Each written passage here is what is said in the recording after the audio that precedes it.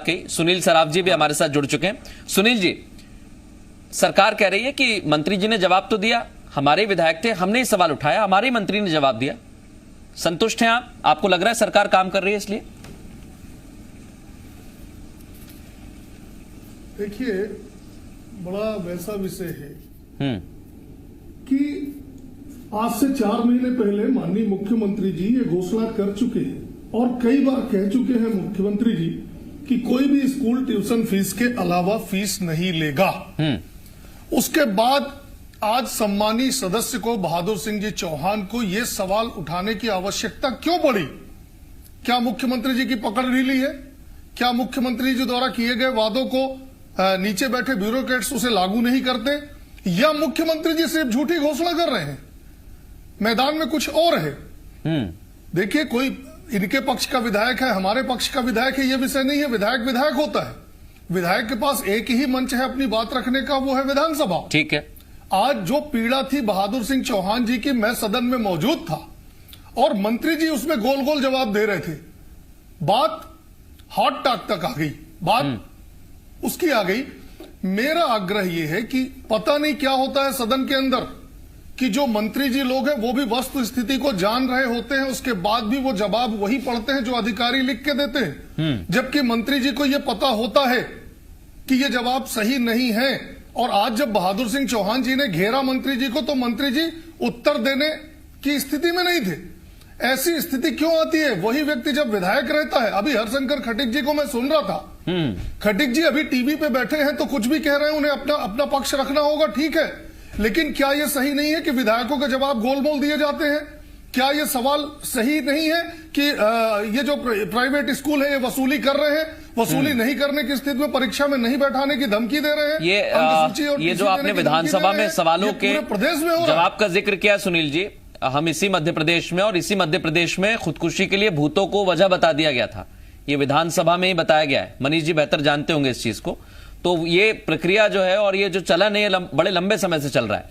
अब मैं आ रहा हूं, अनिरुद्ध जैन जी कुछ कहना चाहते हैं। अनिरुद्ध जी, आपको परेशानी हो रही है, लेकिन एक सवाल है छोटा सा। प्राइवेट स्कूल जो चला रहे हैं उनका कहना है कि हम भी फीस इसलिए वसूल रहे हैं या इसलिए ले रहे हैं ताकि हम अपने टीचर्स को पैसे दे सकें, लेकिन क्या ज्यादा यहां पर मनमानी की जा रही है?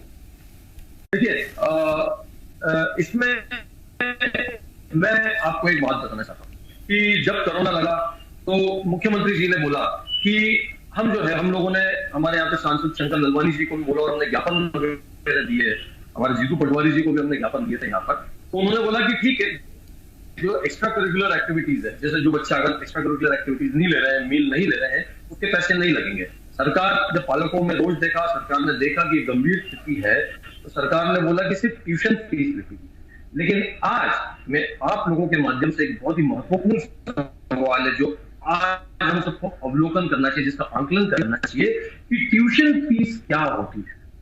आज आप जान के हैरान हो जाएंगे कि इंदौर में, इंदौर संघ का अध्यक्ष, अधिकतर निजी स्कूलों में 70 to 80% तो ट्यूशन फीस ही होती है, जो कि पालकों को भरना पड़ती है। तो अगर हम इस बात का आकलन करें कि पालकों को क्या फायदा हुआ है, सरकार ने क्या राहत दी है, तो मुझे ऐसा लगता है कि सरकार चेन बहुत लंबी है। स्कूलों में आप देखिए स्टाफ भी होता है, हरिशंकर जी, स्कूलों में स्टाफ तो होता ही होता है। जैसा पेरेंट्स पर बोझ आ रहा है वैसे स्कूलों पर भी बोझ आ रहा है। अब बीच में दोनों ही उम्मीद लगा रहे हैं कि सरकार कुछ करे। सरकार कह रही है कि हम करेंगे, लेकिन ये आश्वासन कब तक? सरकार एक चीज कर सकती है, मैं माफी चाहूंगा, मैं क्षमा चाहूंगा, बीच में मैं एक आपको मिनट लेना। सरकार पूरी चिंता कर रही है। इंदौर के कमिश्नर साहब से निवेदन कर रहे हैं, हमारे स्कूल शिक्षा मंत्री इंदर, एक सेकंड अनुरोध जी, एक सेकंड में आ रहा हूं आपके पास। बच्चों के भविष्य को संवारने के लिए जो इस तरीके से काम भी कर रहे हैं। अभी नई शिक्षा नीति भी मतपेश की धरती पे आने वाली है, जो भारत सरकार की गाइडलाइन के आधार पर काम सबको पता है। शिक्षा नीति आएगी तो मध्य प्रदेश में भी आएगी, स्कूल खोले जाएंगे। वो मध्य प्रदेश से ऐसा तो होगा नहीं कि बाउंस बैक करके छत्तीसगढ़ चली जाएगी दिल्ली के रास्ते। आएगी हरिशंकर जी, ये तो आएगी। मैं पूछ रहा हूं सरकार कुछ राहत दे पाएगी? मृदुल जी, उसमें उसका थोड़ा सुन तो लीजिए आप, उसके लिए प्लीज भैया, उसके लिए सुन तो लीजिए। उसमें क्या है, सीएम राइज स्कूल में 25 किलोमीटर दूर तक के बच्चों को लाने का काम भी किया जाएगा। उसके लिए बसें भी चलेंगी, उसमें सभी शिक्षक भी रहेंगे, सभी विषयों के टीचर भी रहेंगे, पूरी पढ़ाई हिंदी में भी रहेगी। इसके साथ साथ एक क्लास के एक सेक्शन में इंग्लिश मीडियम का भी पीरियड होगा और उसमें व्यवसाय हरिशंकर जी प्राथमिकता दी जाएगी। हरिशंकर जी, बात इतनी सी है, कैंपस में होगा, बात इतनी सी कि आप मुझे भविष्य बता रहे हैं। स्कूल हमारी भविष्य की सर एक बहुत ऐसी कहावत है, आप सुनिए, कि मेरी चाची को मूछें होती तो मैं उसे चाचा कहता। बात इतनी सी है सर, अभी हमें जरूरत है, अभी यहाँ पर बात ट्यूशन फीस की हो रही है, आप मुझे बता रहे हैं नए स्कूल खोलेंगे। सर खोलिए, मैं मना नहीं कर रहा हूं, लेकिन अभी की स्थिति थोड़ी अलग है। सुनील जी अपनी बात कहिए, 30 सेकंड, उसके बाद आखिरी में अनुरोध। नहीं, हम आपकी बात बोल रहे हैं, अगर जो फीस है अवैध रूप से वसूल करते हैं। सुनील जी कुछ कह रहे हैं, बस सर थोड़ा सा वक्त कम है, इसलिए थोड़ा सा टाइम दे पा रहा हूं मैं सबको। हरिशंकर जी मैंने पूरा आपको सुना, सुनील जी आपकी बात पर कुछ कह रहे हैं, बोल लीजिए।